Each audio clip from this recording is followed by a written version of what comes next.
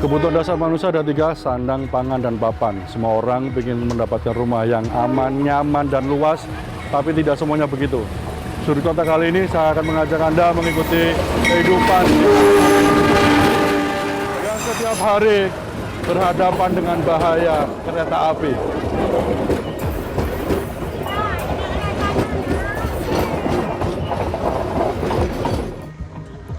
Sejak pagi hari, Pasar Magersari sudah nampak sibuk.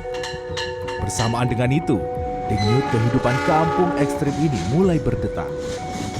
Anak-anak berjalan di pinggir rel untuk menuju sekolahnya. Beberapa diantar oleh orang tuanya. Lokasi sekolah mereka pun menempel rel kereta, sehingga mereka harus selalu waspada dan mendengarkan peringatan warga jika ada kereta yang akan lewat. Karena nyawa taruhannya. Bagi warga yang sudah puluhan tahun tinggal di kampung ini, mereka sudah bersahabat dengan bahaya ini.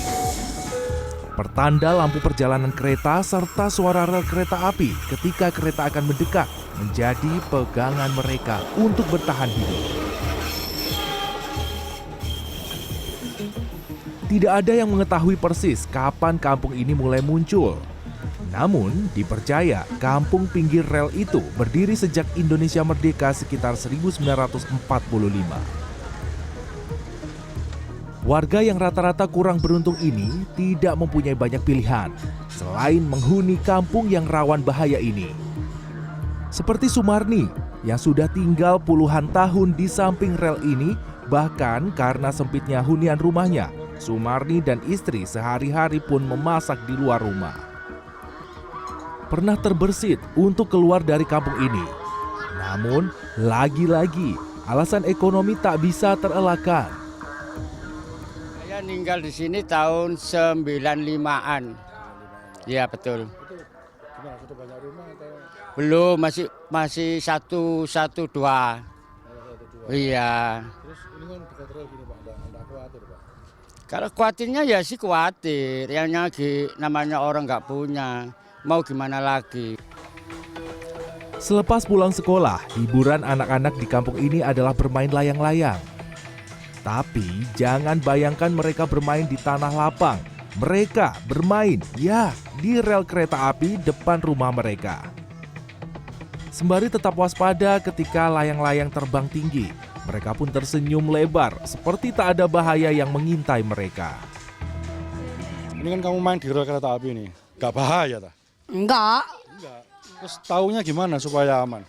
Ya itu minggir. Enggak, taunya kalau ada kereta gimana? Tahu. Iku rel bunyi. Relnya bunyi? Ya. Oh, kalau udah gitu minggir? Ya. Kalau udah lewat? Mengunggulkan iya. Iya. Benar saja, sejenak berbincang dengan mereka, suara rel kereta mulai berdecit, tanda kereta akan segera lewat.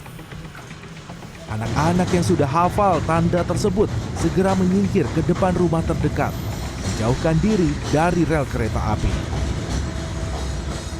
Menurut PT KAI, jalur di sekitar rel itu bukan milik warga kampung Dupak ini. Kepala Humas PT KAI Daob 8 Lukman Arif mengatakan bahwa sebenarnya tanah di kanan dan kiri rel kereta api dan berjarak 6 meter dari as rel atau disebut sebagai row, right of ways adalah milik pemerintah dan diwajibkan steril.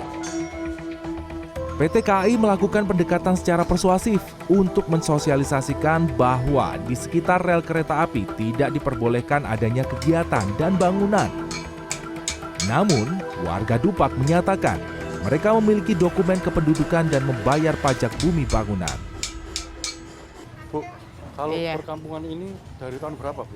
Dari tahun 45 sudah ada, Mas. Sudah ada ya? Iya, sudah ada. Berapa kakak ini Bu? Di sini? Nah, kurang lebih 500 kakak, Mas. 500 kakak? Iya, Terus pernah nggak ada kejadian kecelakaan? pernah sekali waktu ya, ada sekitar 7 tahunan lah. 2016 ya Mbak ya 7 tahun. Nah, kereta itu keluar dari relnya ini. Nah, terus itu Mas, rumah yang tingkat itu ada. Kena ya? Kena, meninggal 1 orang. Kalau ini Bu, kayak surat-surat warga gitu, KK, KTP. Semua punya, Mas, punya KK, punya KTP, juga punya bayar PBB juga sini. Tiap tahunnya bayar PBB. Setelah mengelilingi kampung Dupak Magersari, perut mulai keroncongan. Di pasar ekstrim ini, saya mencoba lontong lodeh. Sayur berbahan nangka muda di warung Bu Husnia yang ada di persimpangan rel kampung ini. Masakan rumahan sederhana dengan petis, bawang goreng, dan cabai ini cukup membuat kangen kampung halaman. Di kampung ini kita bisa menikmati makanan yang ada di pasar sini. Ini lontong lodeh, nangka muda, sederhana, rasanya sangat homey ya. Dan bonusnya yang paling penting itu sebenarnya ini.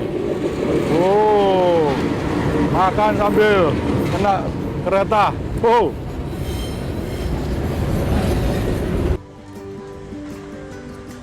Kehidupan keras di kampung ini bukanlah pilihan utama warga di sini.